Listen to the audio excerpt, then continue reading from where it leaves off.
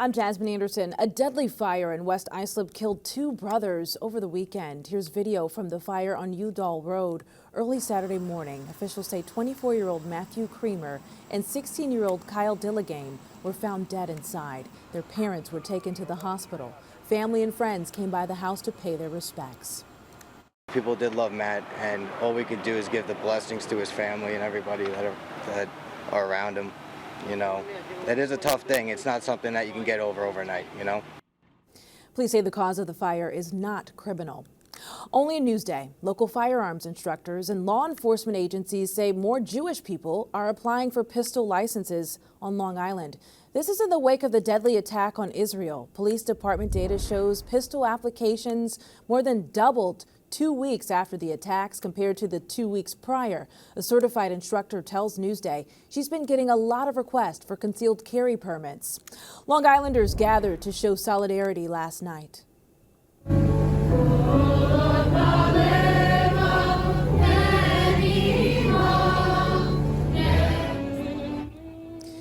The Bring Them Home rally was held at Plainview Old Bethpage Community Park. Local rabbis, families, and local leaders are demanding the return of dozens of hostages taken in Israel.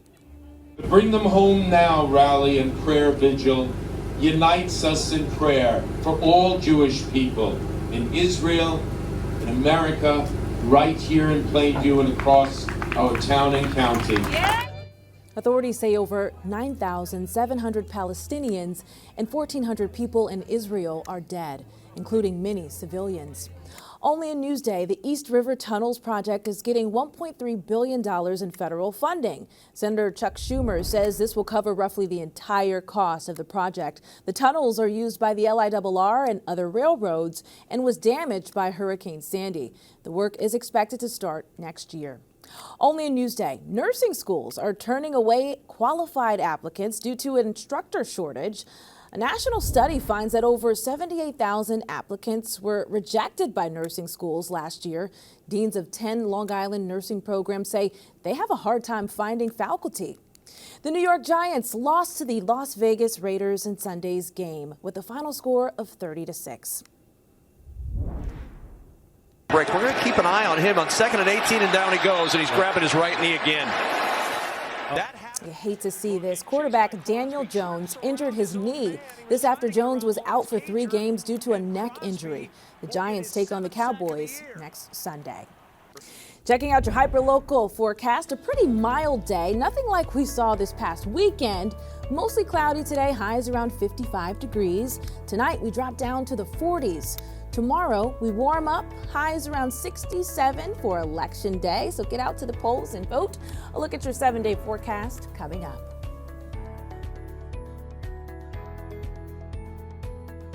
Long Island weather is brought to you by Home Tax Saver, PTRC Incorporated. LI Votes 2023. Concerns over the landfill, natural gas, and redevelopment are just some of the biggest issues in Brookhaven. Macy Eglund and Carl McGowan have the story you'll see only in Newsday.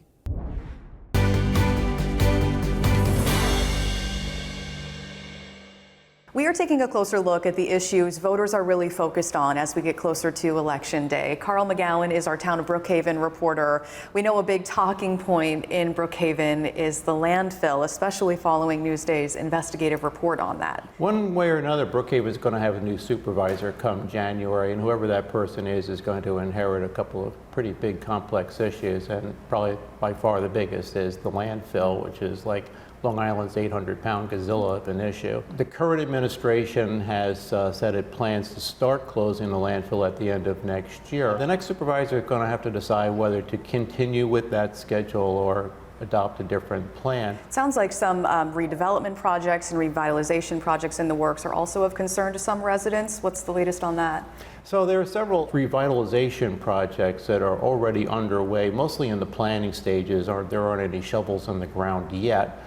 But these are areas where, by and large, people have decided that they want to see redevelopment. Any other concerns that you've been hearing from residents during your reporting in Brookhaven? So another thing that the town initiated a couple of years ago and that it got implemented this year was an attempt to try to control natural gas costs. But it didn't exactly go as planned. So some people found that the bills with the new system were actually higher than what they had been paying. Oh.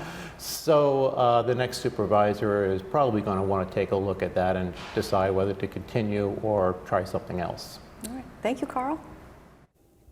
Read more about the issues in Brookhaven and what matters in your town on Newsday.com. Click Get More below the Newsday TV video box.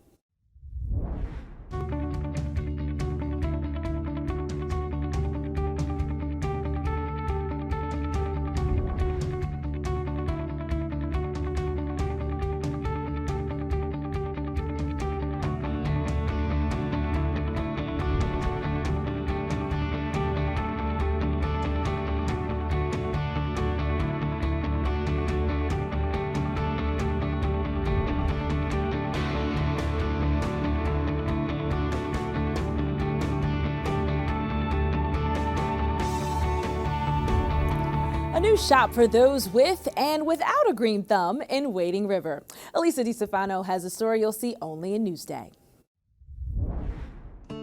It's a place for all things plants. This is like a plant lover's paradise in here. I try. Willow and Bloom in Wading River grew from Chrissy Pernak's passion for plants. I've always been into plants. My dad and my mom have had green thumbs my whole life, and I noticed during COVID that I just kept collecting more plants in the house. It became something I really enjoyed and kind of fed my soul. There's lots of plants for beginners, plants for advanced, and everything in between. The shop just opened last month, but its roots run deep.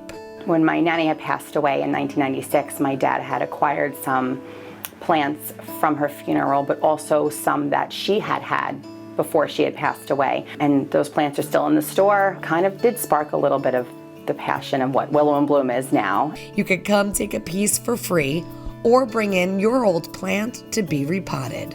I make my own soil here. It's a mixture, so you can come in. I can do it right for you here. This is the plant hospital, so people maybe like me with no green thumb or have a plant problem, they can bring their plants to you. Yes, I will do my best to be the plant doctor and help them try to figure out maybe what's wrong with their plant. So this is kind of your operation area, your operating table. Yeah, I have a friend who dropped this one off. It had some root rot, so I cut off the root rot. I let it dry out a little bit, so I'm gonna repot it for her and then stake it up, try to give it a little fertilizer. A little fertilizer and a lot of love. Chrissy says Willow and Bloom has helped her to grow too. Being a mom and a special needs mom and a wife, you know, you're always feel like you're doing a lot for everyone else.